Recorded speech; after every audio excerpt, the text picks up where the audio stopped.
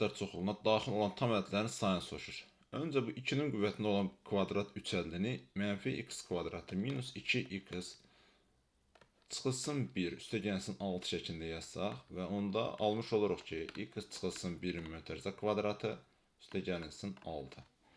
Deməli, 2-nin qüvvətində ifadə mənfi x plus 1-in mötərizə kvadratı üstəgəlsin 6 şəklində olmuş olur və bu ifadənin ala biləcəyi ən böyük qiymət 6 olduğu üçün biz bunu 2 üstə 6 götürsək, ən minimum qiymət də mənfi sonsuzluğa doğru istənilən ədəd ola bilər.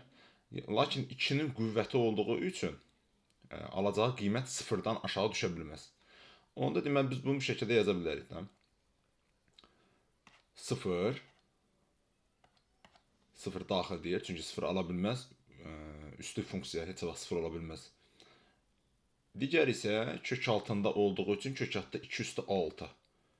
Amma bunu ala bilər. Yəni, x-in yerinə mənfi 1 qoymuş olsaq, bu qiyməti alır.